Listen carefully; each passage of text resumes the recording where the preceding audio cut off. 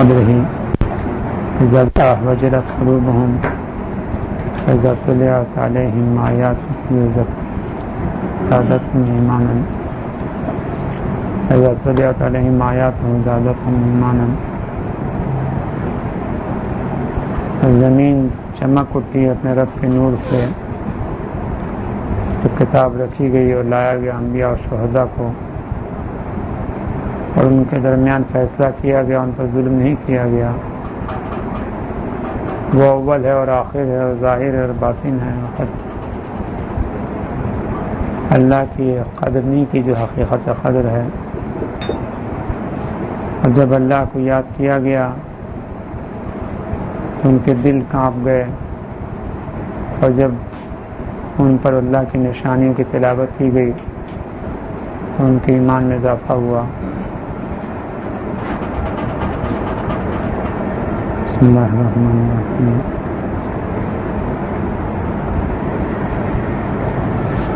خدا کی ذات کے بارے میں بھی احادیث میں کہا گیا ہے کہ تمام دنیا میں خود بخود فطرتاً ایک ذات کا احساس ہے. یہ ہو سکتا ہے کہ جو خدا نے عہد عالم ذر میں لیا، ہر شخص فطرتاً ایک ذات کو محسوس کرتا. یہ ہے اللہ نور السماوات والارض، کہ اس کا نور ہمارے نور جیسا نہیں ہے. یہ ہمارے لیے نظام نور بنایا گیا. مثلاً کسی حدیث کے سلسلے میں کسی سے یہ ذکر تھا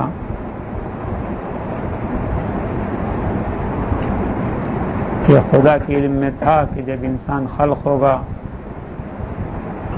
تو خدا اس کے کان جیسی چیز بنائے گا اور لوگ اپنے حلق سے آواز نکالیں گے تو وہ اسے ایسا لگے گا اسے سننا کہیں گے.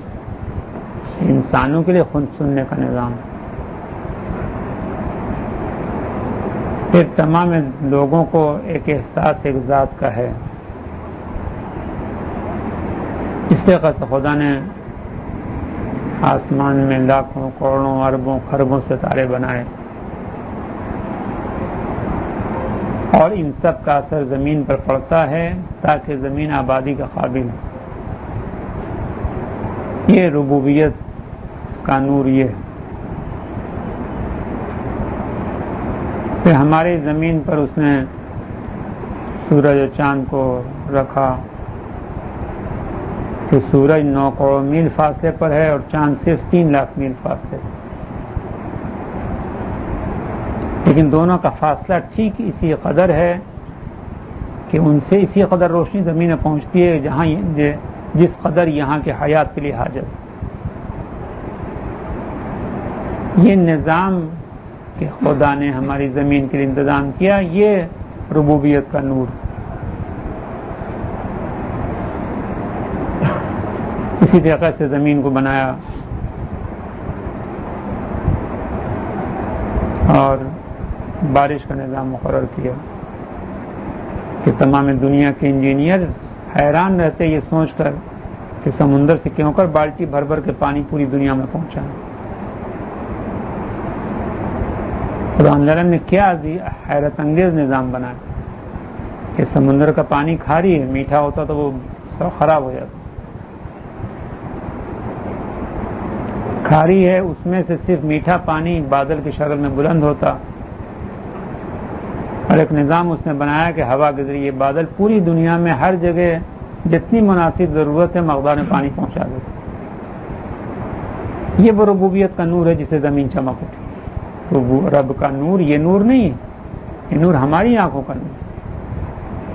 اشرقت الارض بنور ربہا، کہ زمین چمک اٹھی اپنے رب کے نور سے، یہ نور ہے.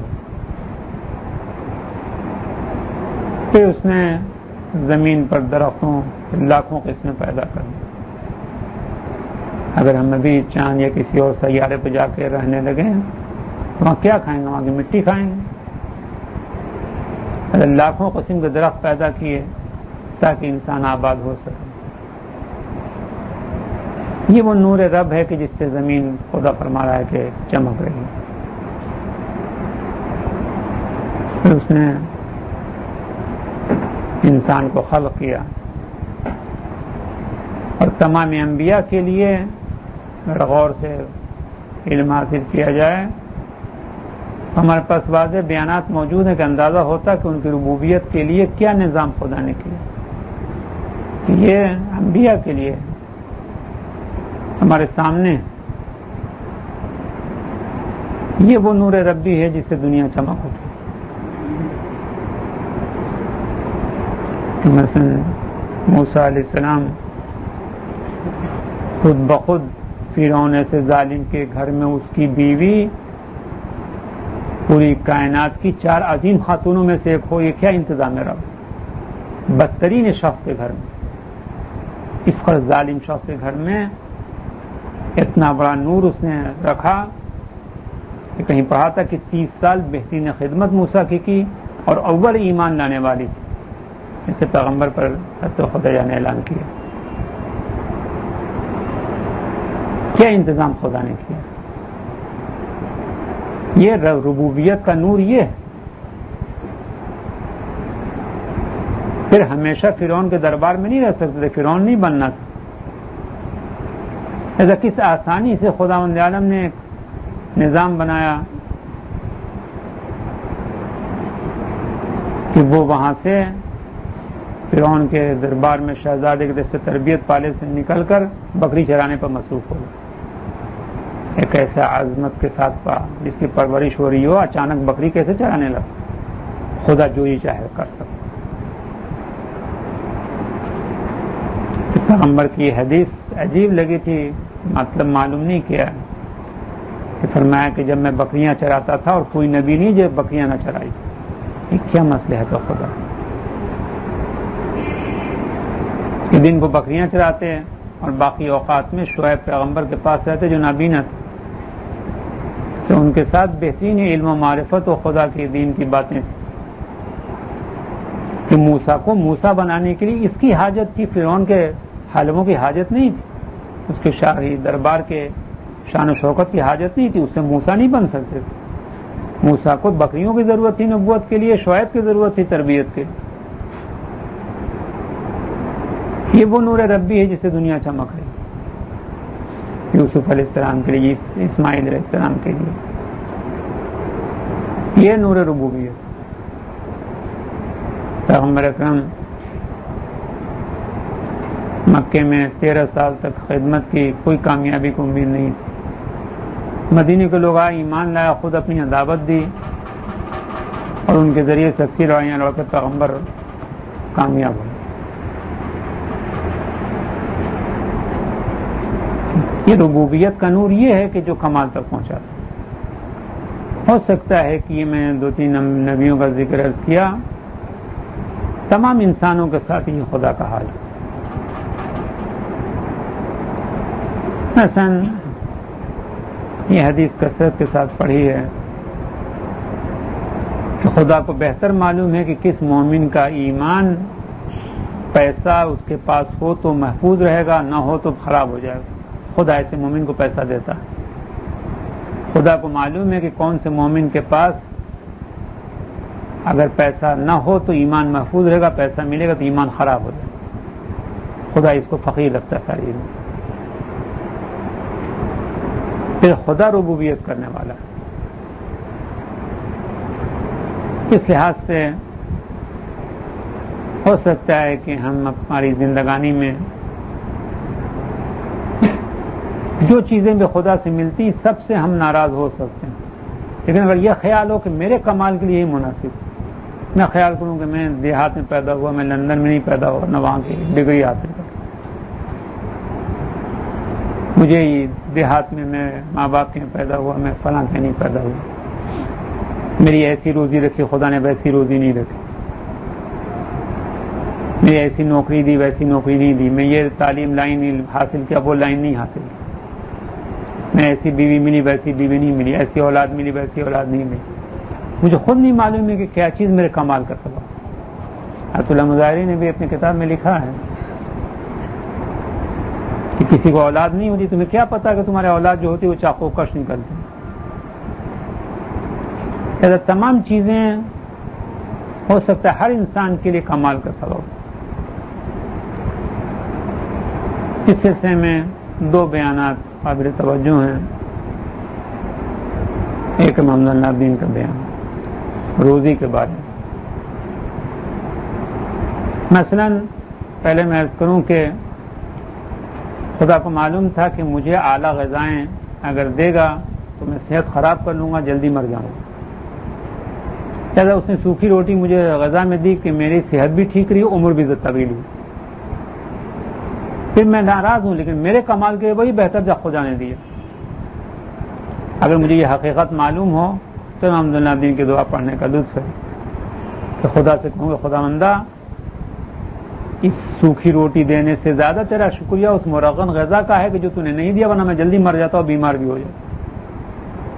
کہ میری صحت بھی ٹھیک ہے، میری عمر بھی طولانی ہے، اس روٹی سے زیادہ اس نہ روٹی کا شکریہ تیرا.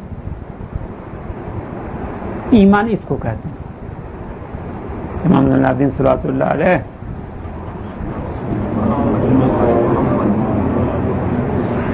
فرماتے ہیں کہ خدا اللہ تو نے مجھے تھوڑی روزی دی، زیادہ دینے پہ بھی قادر تھا، ضرور زیادہ میرے لیے نقصان دہ تھا جبھی تو نے نہیں دیا. لہذا یہ جو کم دیا ہے اس سے زیادہ شکریہ اس کا، اس زیادہ کا جو تو نے نہیں دیا.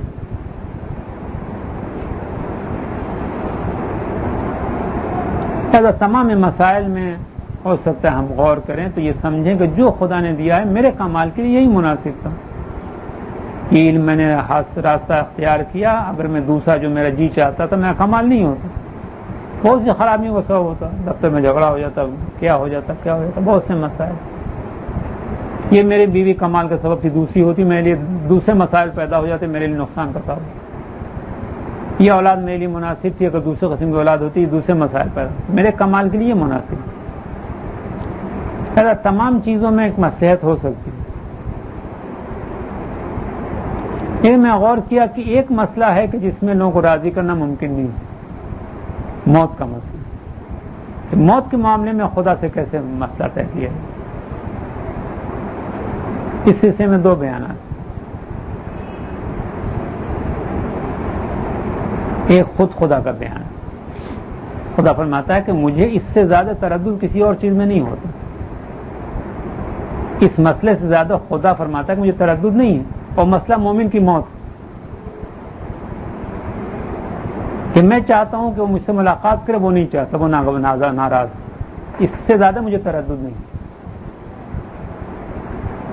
حقیقت بھی یہ ہے کہ انسان اس معاملے میں خدا سے راضی نہیں. روٹی پر راضی کر سکتے کہ یہ آپ کے لیے مناسب ہے، یہ بچے مناسب ہے، یہ گھر مناسب ہے، یہ عزت مناسب ہے، یہ ڈگری مناسب ہے.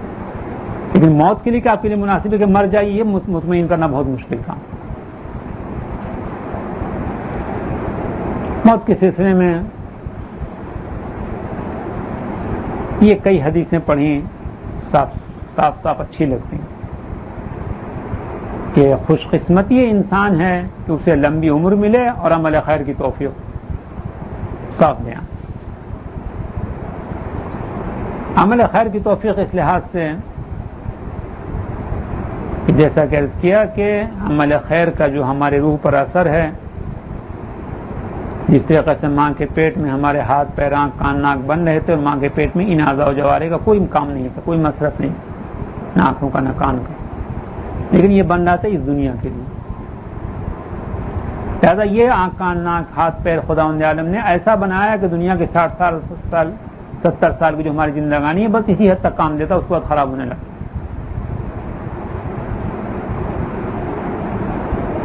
جس طریقے سے ماں کے پیٹ میں یہ اعضاء بن رہے تھے، اسی طریقے سے عمل خیر کا میٹھا اثر جو ہمارے قلب پر موجود ہے، جو ہمارے روح میں موجود ہے، یہ تمام کا تمام بن رہا ہے ہمارے مرنے کے بعد والی زندگانی.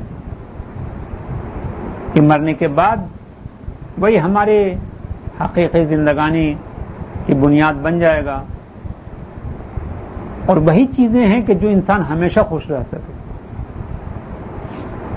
مثلا اس دنیا میں خدا کہے کہ تم رہو، آخر کب تک ہم یہ روٹی ہو، سالن ہو، چاول ہو، گوشت ہو، حلوہ، یہ کب تک انسان کو مزہ آئے گا؟ تھوڑے دن تک ہی کھانے پینے کی لذتیں ہیں، لیکن ایسی نہیں ہے کہ انسان ہمیشہ خوش ہو. تھوڑے دن بعد انسان تھک جاتا. یا اور دوسری لذات، یہ ایسی لذات نہیں ہے کہ خدا بولے کروڑوں سال تک یہی کھاتے رہو، یہی شہوت ہو، یہی آرام ہو، یہی لباس ہو، یہی گاڑیاں ہوں. اس قدر لذیذ یہ سامان نہیں کہ ہمیشہ رہ سکے. لیکن یہ احساس لذت کہ میں پہلی کلاس میں 40 لڑکوں میں فرسٹ آیا تھا، یہ لذت 60 سال بعد بھی اتنی تازہ رہتی کہ میں فرسٹ آیا تھا. یہ روحانی لذت علم کی. یا میں 4 سال کا تھا، اس وقت میرے پاس پیسہ تھا، میں نے غریب کو دے دیا. یہ اعمال کے خیر کی لذت یہ نہیں کہ انسان کھاتے کھاتے کھانا کھاتے کھاتے تھک گیا ہوگا، کب تک یہ شوق پورا کرے. اس زندگانی میں چونکہ ہمیشہ رہنا ہے، اس لحاظ سے اعمال خیر کا جو روح پر اثر ہے، یہ بنیاد اس اخروی زندگانی کی کہ ہمیشہ ہمیشہ سے. یہ نظام اتنا زبردست ہے کہ خود وہ لوگ کہ جن کے لیے کائنات کو خدا نے خلق کیا، نظام یہ نظام ان کے لیے بھی، روح مبارک کے لیے بھی نظام. علی علیہ السلام بھی اگر نمک کھائیں تو نمکین لگے گا، لہذا وہ بھی رات بھر نماز پڑھتے ہیں تو ان کی روح مبارک کے لیے خوشی کا سبب ہے کہ میں رات بھر نماز پڑھتا ہوں. لہذا تمام ائمہ تحریر اس کثرت کے ساتھ عبادت کرتے. ایسے اسلام کو معلوم تھا کہ میدان میں حق کے لیے لوٹتے ہوئے تیر و تلوار سے مر جانا یہ خاص لذت. ایسا وہ حد میں روتے ہوئے آئے پیغمبر کے پاس کہ مجھے شہادت نہیں ملی، کیونکہ معلوم تھا کہ میں شہید نہیں ہوا تو شہادت کی لذت نہیں ملے.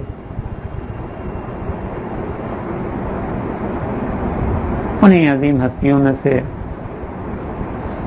2 دن قبل ولادت تھی امام موسیٰ کاظم علیہ السلام کی.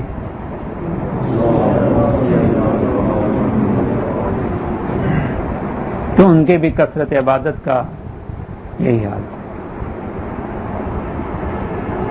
پھر طول عمر حاصل ہو اور انسان کو اعمال خیر کی توفیق حاصل ہو کہ جتنا عمل خیر کرے گا یہ آخرت کا سرمایہ، اسی کو ہمیشہ زندگانی بسر کرنا. یہ بھی احادیث ہے کہ طول عمر حاصل ہو عمل خیر کی توفیق. اس کے الٹا بھی ایک بیان ہے اور صاف بیان ہے. حجاج کے بہت ظالم شخص گزرے کہ کوئی وقت نہیں تھا کہ قتل نہ کر رہا ہو، مسلسل قتل کرتا رہا. وہ اپنے حوالی موالیوں کے ساتھ شام کو سیر کے لیے جا رہا تھا کہ اس کے ماحول کے لوگوں نے ایک فقیر کو دیکھا. فقیر سے کہا کہ امیر کے لیے دعا کرو. امیر خونخوار آدمی. فقیر نے ہاتھ اٹھا دیا، کہا خدا امیر کو جلدی موت دے. یہ دعا نہیں بد دعا ہوئی. بڑا بہترین دعا ہے. امیر کی ذات سے جتنا ظلم پبلک پر ہے، جیسے امیر مرے گا لوگوں کے لیے فائدہ کہ ظلم بند ہو جائے. ایسا بہترین دعا ہے اور خود امیر کے لیے بہترین دعا ہے. جب تک یہ زندہ رہے گا قتل کرتا رہے گا، اس کے عذاب میں اضافہ ہوگا. جب مرے گا اس کا عذاب مزید بڑھنے سے بچ جائے گا. بہترین دعا امیر کے لیے. دونوں طرف مسئلہ ہے. موت کا مسئلہ میں نے کہا کہ اس سے کوئی راضی ہونے والا نہیں ہے کہ ہم جب صادق کے عظیم الشان اصحاب میں سے ابو بصیر ہیں کہ ان کی حدیث خمینی میں نقل کی ہے درس میں. انہوں نے کہا کہ مولا کیا یہ صحیح نہیں ہے کہ جو خدا سے ملنے سے راضی ہے خدا اس سے ملنے سے خوش ہے، جو خدا سے ملنے سے غضبناک ہے خدا اس سے ملنے سے غضبناک ہے. ہم جب نے فرمایا صحیح ہے. فرمایا ابو بصیر نے کہ پھر ہم تو برباد ہو گئے. کیوں؟ کہا کہ ہم میں سے کوئی بھی نہیں ہے کہ جو خدا کی بارگاہ میں جانا چاہتا ہو، اسے ملنا چاہتا ہو. ہم سب ناراض ہیں، ایسا خدا بھی ہم سے ناراض ہے. امام نے فرمایا کہ نہیں ایسا نہیں ہے، بلکہ آخر وقت موت کے قریب تمہارے کچھ درجات آخرت کے دکھا دیے جائیں گے جس کے بعد شوق سے تم مرنے کے لیے تیار ہو. لیکن بہترین بیان امام زین العابدین کا کہ انسان خوش ہو جائے اپنے مرنے سے. کہ مجھے خود معلوم نہیں ہے کہ میری زندگانی کب تک میرے لیے مفید ہے اور کس دن میری زندگانی میری مصیبت بن جائے گی. مثلاً عمر سعد اگر 2 دن پہلے مر گیا ہوتا تو اس کے لیے عین نعمت تھی. حور اگر ایک دن پہلے مر جاتے عین عذاب تھا ان کے لیے. خود ہمیں معلوم نہیں کہ ہماری موت کب مناسب. امام الدین فرماتے ہیں کہ عمرنی ما کان عمری بذۃ فی طاعت، اس وقت تک زندگانی دے جب تک کہ زندگانی تیری اطاعت میں خرچ ہو. وَإِذَا كَانَ مَرْتًا لِلشَّيْطَانِ فَاقْبِضْنِي قَبْلَ أَن يَسْبِقَ مَقْتُكَ إِلَيْهِ، اور جب میں شیطان کی چراگاہ بننے والا ہوں تو قبل اس سے کہ تیرا غضب آئے مجھے روح کو قبض کر. کہ موت سے راضی کر دے امام اللہ کہ میرے لیے اتنے ہی دن زندہ رہنا مناسب تھا، اس سے زیادہ میں زندہ رہتا تو میں اپنے لیے بھی مصیبت بن جاتا، اپنے بال بچوں کے لیے مصیبت بن جاتا. مجھے خود سمجھ نہیں ہے کہ میں زندگانی سے میں کتنا فائدہ اٹھاؤں. پھر میرے دماغ پر کیا اثر ہوتا، میں دن میں گالم گلوچ شروع کر دیتا، یا میں بیماری ایسی ہو جاتی کہ سب تنگ آ جاتے، میں بھی تنگ آ جاتا، میرے بچے بھی تنگ آ جاتے. کہ اور کیا ہو سکتا، یہ میں زندہ رہتا جیسے ہمارے ساتھ کا قصہ. یہ کون سی ایسی غلطی ہوتی کہ میرے تمام گناہ اعمال کے مقابل میں سب خراب ہو جائے. فرمایا کہ اس وقت تک زندگانی تھے جب تک کہ میں عمل خیر کروں، اور جب تیرا غضب آنے والا ہو تو اس کے قبل مجھے موت دے. اس لحاظ سے تمام کے تمام اس کثرت کے ساتھ عبادت کرنے والے. امام موسیٰ کاظم تشریف لے گئے طواف کے لیے، اور لوگوں نے راستہ دے دیا، اور ہارون رشید کس قدر ظالم خلیفہ ہے بنی عباس کا کہ اسی نے بنی عباس کی حکومت کو مضبوط کیا. اس سے قبل اتنی مضبوط نہیں تھی، اس کا ظلم کیا.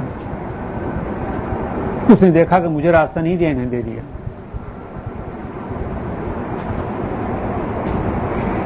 پھر مدینے ہارون رشید آیا، امام موسیٰ کاظم بھی ساتھ پہنچے. حالانکہ ہو سکتا تھا کہ میں ہٹ جاتے، کیا ضرورت. لیکن جس طریقے سے وہ چاہ رہا تھا کہ اپنی عزت بڑھانا، کیونکہ انہوں نے جو خلافت حاصل کی تھی بنی عباس نے امام حسین کی شہادت کی وجہ سے، امام حسین کی شہادت کی وجہ سے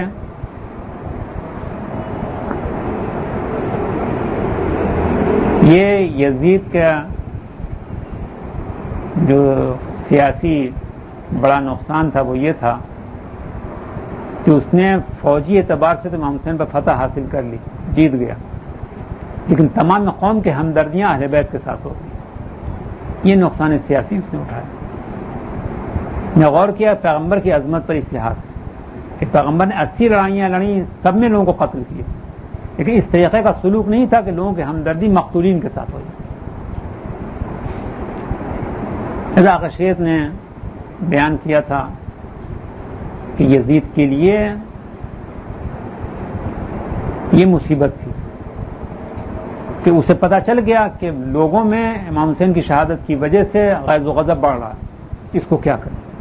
پبلک کا غیظ و غضب کس کیا کریں؟ اہل بیت سب شام میں قید ہیں.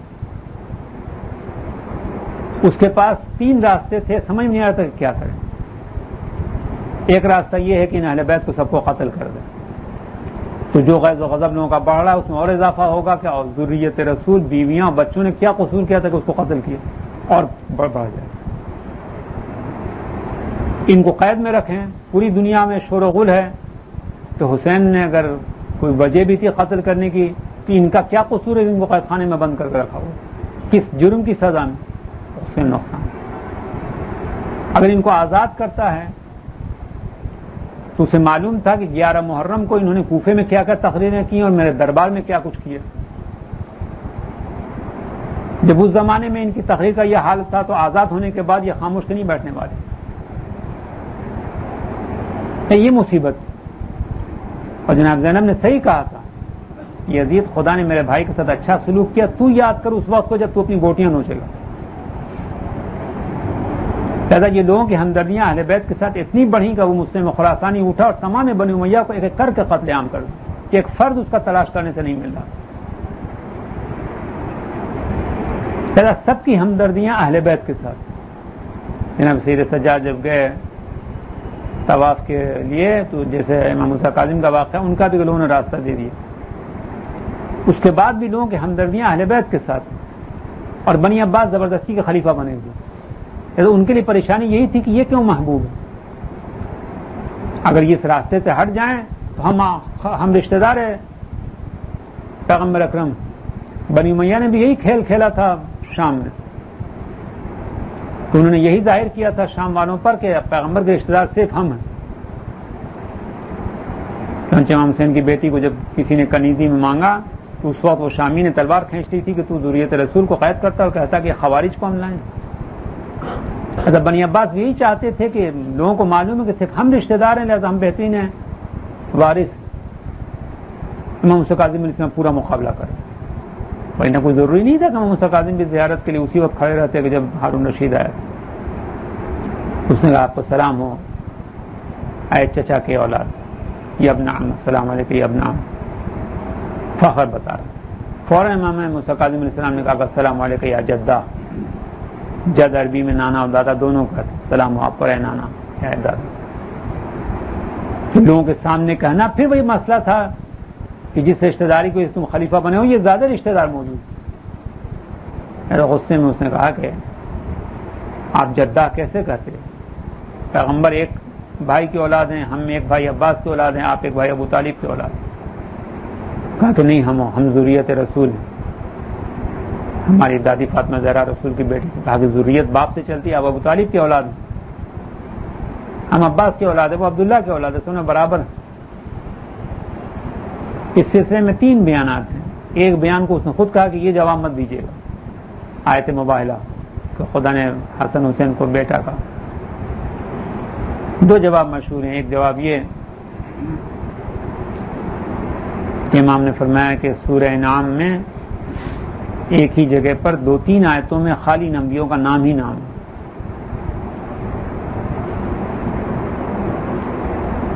انہی ناموں میں خداوند عالم نے فرمایا ہے کہ ومن ذریت ابراہیم کا ذکر کیا ہے کہ ان کی ذریت میں فلاں فلاں فلاں ہیں اور عیسیٰ ہیں۔ یہ آیتیں پڑھی امام نے اور کہا کہ عیسیٰ کو ذریت ابراہیم، جو تو کہہ رہا ہے کہ ذریت باپ سے چلتی ہے، عیسیٰ کو ذریت ابراہیم باپ کی وجہ سے خدا نے کہا یا ماں کی وجہ سے کہا؟ اگر وہ کہے کہ باپ کی وجہ سے تو عیسیٰ کے باپ نہیں تھے کہ یہ باپ کی طرف ذریت بنے، اور اگر ماں کی وجہ سے ذریت ابراہیم بنے تو کیا وجہ ہے کہ عیسیٰ ماں کے ذریعے ذریت ابراہیم بنے، ہم فاطمہ کے ذریعے ذریت پیغمبر اکرم نہیں بنے؟ تیسرا جواب یہ تھا کہ اگر آج پیغمبر آئیں تیری بیٹی سے نکاح چاہیں تو کیا کہے گا؟ اسلام میں فخر کر دیا، کہا کہ ہم نہیں شادی کر سکتے۔ کہا کیوں؟ کہا اس سے کہ ہم ذریت، غیروں سے شادی کی جاتی ہے، اپنی اولاد سے شادی نہیں کی جاتی۔ پھر بھی امام موسیٰ کاظم کو قید خانے میں ڈالا، غالباً سنا ہے کہ 16 سال قید خانے میں رہے، اور وہاں کثرت عبادت کی وجہ سے پھر بدنامی ہارون رشید کی ہونے لگی کہ ایسے مقدس آدمی کو کیوں قید کیا۔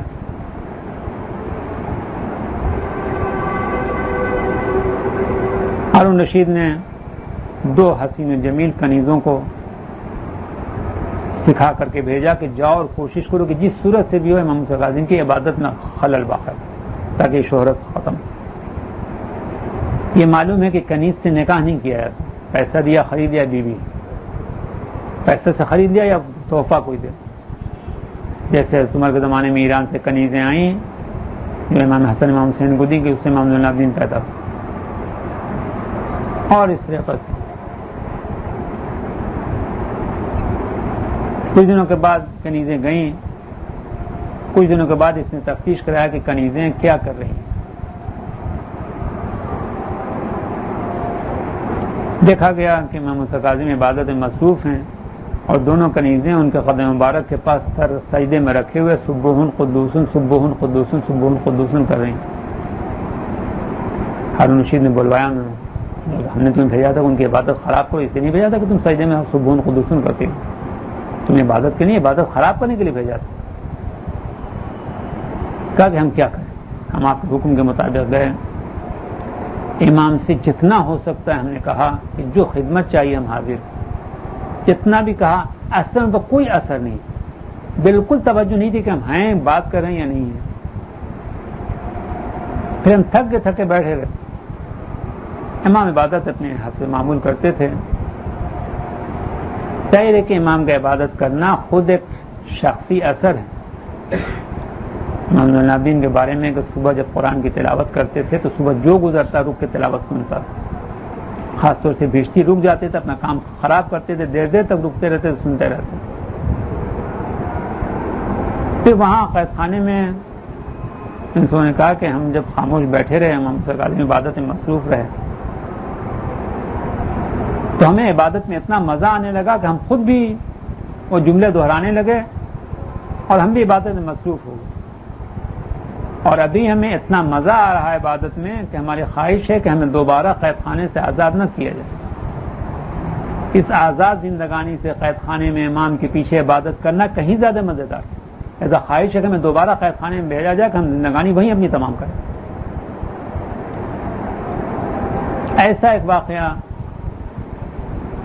پیغمبر کی زندگانی میں بھی عظیم الشان ہے.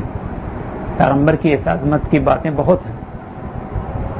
ابھی ایک کتاب آئی ایران سے، چھوٹی چھوٹی کتابیں آتی اور بہت اعلیٰ مطالب ہوتے.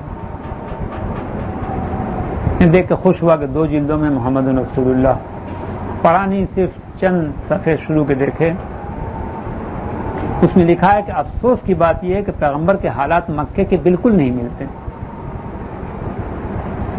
جیسا خمینی کی زندگانی کے شخصی واقعات سے بہت سی باتیں پتہ چلتی، اس سے پیغمبر کے مکے کے واقعات نہیں ملتے.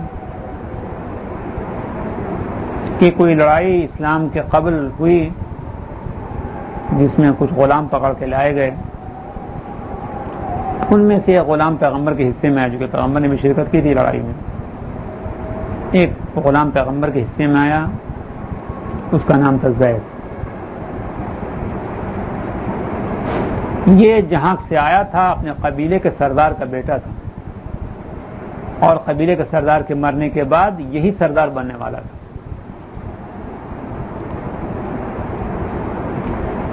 انہوں نے تفتیش کی، کچھ دنوں کے بعد انہیں پتہ چلا کہ ان کا بیٹا مکے میں ہے. یہ سردار اور اس کی بیوی دونوں کافی پیسے لے کے آئے کہ کوشش کریں گے کہ اس کو آزاد کرا کے لے جائیں. آئے معلوم ہوا کہ پیغمبر کے پاس پہنچے، ان کا کہ ہماری خواہش یہ ہے کہ یہ ہمارا بیٹا ہے اور رئیس کا بیٹا ہے، اور اس کے مرنے کے بعد یہ رئیس قبیلہ ہونے والا ہے، آپ جو قیمت چاہ لیجیے اس کو فروخت کر دیجیے. پیغمبر نے فرمایا کہ نہیں، کچھ بھی نہیں چاہیے، جاؤ، نہیں پیسے نہیں چاہیے، آزاد لے. بہت خوش ہوئے. زید نے کہا میں نہیں جانے والا. پیغمبر کی غلامی اپنے قبیلے کے سرداری سے 1000 زیادہ گنا مجھے پسند. جتنا ماں باپ نے خوشامد کی، روئے دھوئے، ڈرایا، دھمکی دیا، لالچ دلائی، جو کیا بولا نہیں، اس غلامی اپنے سے لگا لیا اور کہا کہ میرا بیٹا ہے. کہ مشہور ہے کہ زید ابن محمد کہے جانے لگے. اور انہی زید سے پیغمبر نے اپنی پھوپھیزاد بہن جناب زینب کو بہت خوبصورت ان سے شادی کر دی. یہ ابھی بھی رواج ہے کہ جس کی اولاد نہیں ہوتی وہ بھائی بہن کی اولاد لے کے پال لیتا، پھر رجسٹر میں بھی بلدیت میں اپنا نام چڑھاتا. یہ غلط ہے. قرآن مجید میں صاف صاف ہے کہا کہ یہ غلط ہے. جب یہ لڑکا 15 سال کا ہوگا تو جسے امی کہتا تھا اس کی نامحرم ہو جائے گی اگر چاچی ہے. اسے کوئی فرق نہیں پڑتا. یہ لوگ یہ نظام کو زید کے ذریعے سے قرآن مجید میں وضاحت کی کہ زید نے تھوڑا دنوں کے بعد سے کیا وجہ تھی کہ زینب کو طلاق دے دی. ابھی ہمارے معاشرے میں بھی جسے بیٹا بنا لیتے اگر اس کی شادی کریں گے تو اسے بہو کہیں گے. اس طریقے سے جناب زینب سے پیغمبر اکرم نے شادی کر دی. زید نے جب طلاق دے دی ان سے شادی کر دی. عربوں نے کہنا شروع کیا کہ اپنی بہو سے شادی کر دی. قرآن کی آیت نازل ہوئی کہ ماں محمد ابا احد من رجالکم ولکن رسول اللہ و خاتم النبی، کہ محمد تم میں سے کسی کے باپ نہیں ہے بلکہ خاتم النبیین. تمام ائمہ اس کثرت کے ساتھ عبادت کرتے رہے چونکہ نظام خدا کا یہ نظام. کہ ذکر اللہ وجلت قلوبہم کہ جب خدا کی یاد کی جاتی ان کے دل کانپ ہو جاتے. اذا تليت عليهم آیاتہ زادتہم ایمانا اور جب آیتوں کی تلاوت کی جاتی ایمان میں اضافہ ہوتا. هو الاول والآخر والظاہر والباطن وہ اول ہے اور آخر ہے اور ظاہر اور باطن. کہ ہمارا کیا اختیار ہے اس اپنے وجود اور حیات کے سلسلے. آج سے لاکھوں کروڑوں اربوں سال پہلے ہم صرف علم خدا میں تھے کہ آدم ہوں گے اور قیامت تک یہ لوگ پیدا ہوں گے. خدا چاہتا ہے ارادہ بدل دیتا اور لوگ پیدا کرتا, ہمیں سے کوئی پیدا نہیں. پھر ہم ایک زمانے میں عالم ارواح میں تھے. حدیث میں ہے کہ روحوں کی ملاقات جن لوگوں کی اس عالم ارواح میں ہو چکی ہے دنیا میں جب پیدا ہوں گے تو ان سے دوستی ضرور ہو. پھر ہم ایک زمانے میں عالم ذر میں تھے. پھر خدا نے چاہا اور ایک وقت آیا جو اس کی مرضی تھی کہ ہم ایک ذرے کے برابر ماں کے پیٹ میں پہنچ. کیا ہمارا اختیاری تر ہو سکتے تھے کہ خدا ہمیں تو آج کیوں پیدا کر رہا ہے, 100 برس بعد پیدا کرتا ہے یا 100 برس پہلے. ہو سکتا ہے ہم میں سے بہتوں کی خواہش ہوگا ہم بیکار پیدا ہوئے, ہم زمانہ جب آئیں گے خود پیدا ہو. ہمارا کوئی اختیار ہی نہیں. خدا نے جب چاہا ہمیں خون کا قطرہ بنا دیا. ہم کیا کر سکتے تھے؟ روتے کہ ہمیں ذرے سے نکال کر خون کا قطرہ کیوں بنا دیا. جب چاہا ہم گوشت کی بوٹی تھی, ہمارا اختیار تھا. جب چاہا ہم ماں کی گود میں آ گئے, کوئی اختیار نہیں تھا. امام جعفر صادق نے اپنے راوی سے کہا کہ ہو سکتا ہے تم ماں کے پیٹ میں سے اپنی زندگانی سمجھتے تھے اور جب پیدا ہوئے تو اسے اپنی موت سمجھا, اس لیے روتے ہوئے آئے. کوئی ہمارے اختیاری نہیں. اس وقت ہم بیٹھنے لگے, کھڑے ہونے لگے, چلنے لگے, دوڑنے پھرنے لگے. کیا انسان کے اختیاری؟ اسکول جانے لگے اور بڑے ہوئے, جوانی میں پہنچے, طاقت زیادہ ہوئی, شادی بیاہ ہوا, ذوف ہوا, بوڑھے ہوئے, پھر اس دنیا میں پہنچے. اس میں کون سی چیز اختیار میں انسان کے کہ پیغمبر نے اسی لیے فرمایا کہ یہ ایسا ہے کہ جسے ایک سایہ دار درخت کے نیچے بیٹھے اور روانہ ہو. اس نے جو ایسے چاہ شروع کیا, یہ زندگانی جس میں امامات بجا لاتے, جو اعمال خیر ہیں مرنے کے بعد وہ زندگانی ہمیشہ ہمیشہ کی. هو الاول والآخر والظاہر والباطن. اول وہ ہے اور آخر وہ ہے, ظاہر وہ ہے اور باطن وہ ہے. کہ ظاہر میں لگتا ہے نماز کے لیے اٹھنا مشکل ہے, روزہ رکھنا مشکل ہے, زکوٰۃ دینا مشکل ہے. باطن یہ تمام کمالات ہیں. ظاہر مر جانا کتنے بری بات, لیکن اس کے باطن کے لحاظ سے بزرگان کے کیا قول. کبھی حضرت علی فرماتے کہ 1000 تلوار کا وار مجھے بستر مر پر بیماری سے مرنے سے زیادہ پسند. کبھی فرماتے کہ موت اتنی زیادہ مجھے میٹھی ہے کہ جتنا بچے کو ماں کا دودھ میٹھا نہیں. کبھی اس موت کو حضرت عباس امام حسین سے فرماتے کہ مولا کہ میں سعادت دنیا اور آخرت سے محروم ہوں. کہ ظاہر اور چیزیں باطن اور وہاں کے لحاظ وما قدر اللہ حق قدر ہی, اور لوگوں نے اللہ کی قدر نہیں کی جو حق قدر نہیں. یہ جو نظام خدا نے بنایا تھا زیادہ زیادہ فائدہ اٹھانے کا نہیں نظام. اللہم صلی علی محمد وعلی محمد. انشاءاللہ خدا عالم یہ ولادت مبارک ہے موسیٰ کاظم علیہ السلام ہمارے لیے مبارک قرار دے. انشاءاللہ دنیا میں ان کی محبت اور آخرت میں ان کی زیارت و شفاعت سے محروم نہ ہوں. ایران عراق وغیرہ میں آپ کا نام خاص باب الحوائج کہا جاتا ہے, خاص نظر آپ کے لیے. انشاءاللہ خدا ہماری تمام دعائیں ان کے تو قبول فرمائے, ایمان کی ضرورت میں تعجیل